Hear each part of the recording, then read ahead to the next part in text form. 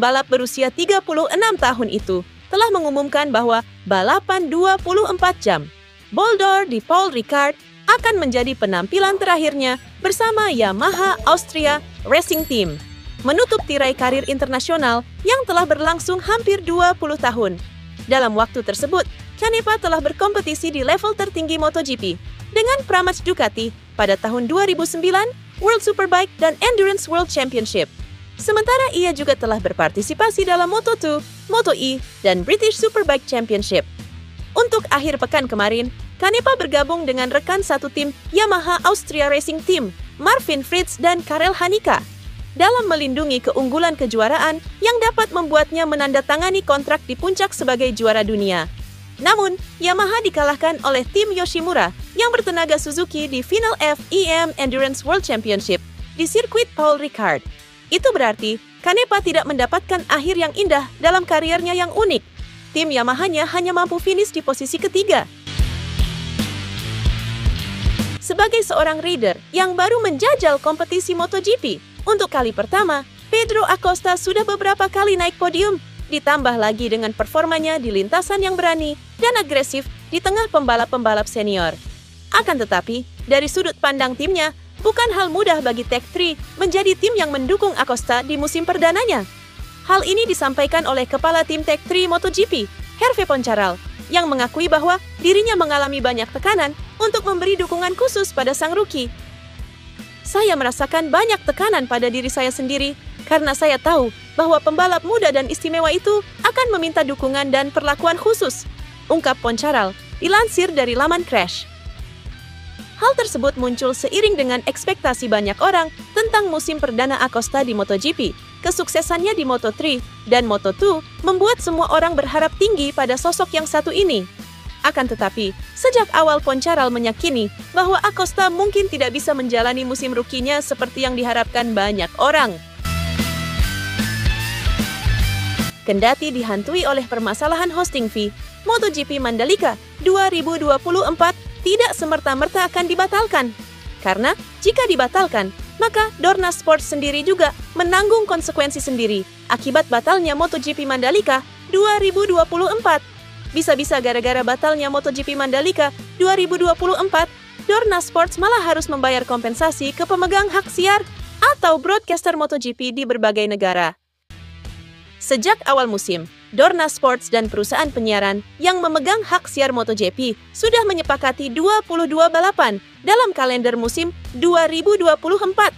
Sayangnya karena beberapa alasan tertentu, beberapa tuan rumah seperti Argentina, India, ataupun Kazakhstan dicoret dari kalender.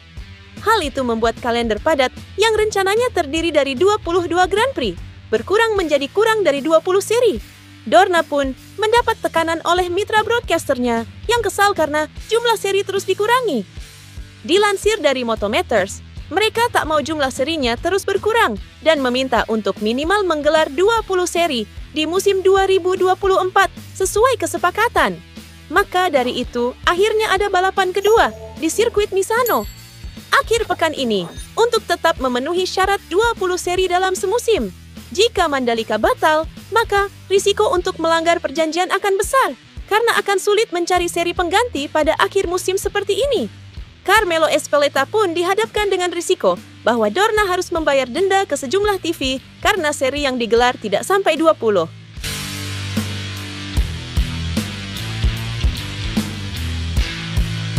Max Bartolini, yang berkesempatan bekerja sama dengan bintang MotoGP Fabio Quartararo dan Pecco Bagnaia, baru-baru ini berbagi pemikirannya tentang kedua pebalap tersebut. Dengan segudang pengalaman, pernah bekerja di Ducati, dan kemudian sebagai direktur teknis Yamaha, Bartolini memiliki pemahaman mendalam tentang kekuatan dan gaya unik kedua pebalap tersebut. Dalam wawancara dengan Motosprint, Bartolini menjelaskan perbedaan utama antara keduanya. Keduanya luar biasa dalam pengereman, meskipun dengan cara yang berbeda.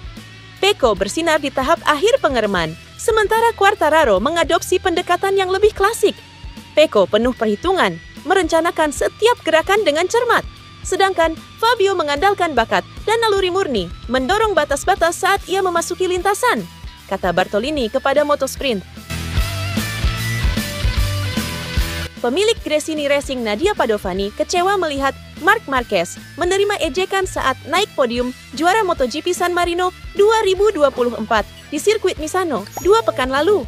Marc Marquez tampil hebat dalam 2 balapan terakhir. Setelah mendominasi MotoGP Aragon di sirkuit Aragon, Marquez comeback dengan menang di MotoGP San Marino. Akan tetapi kemenangan Marquez disambut negatif sebagian penggemar. Pasalnya dikutip dari Motosan, San Marino merupakan kandang Francesco dan Enea Bastianini. Karena itu ketika nama Marquez dipanggil naik podium, terdengar sorakan penggemar yang mengejek Marquez. Nadia Padovani kecewa melihat insiden tersebut. Ejekan dari beberapa penggemar adalah tindakan yang juga telah menyakiti kami, karena kami juga tim yang berasal dari sini, ujar Nadia. Menurut Nadia, Gresini sudah melalui banyak pengorbanan untuk bisa meraih kesuksesan bersama Marc Marquez saat ini. Di antaranya kehilangan Daijiro Kato, Marco Simoncelli, dan Fausto Gresini.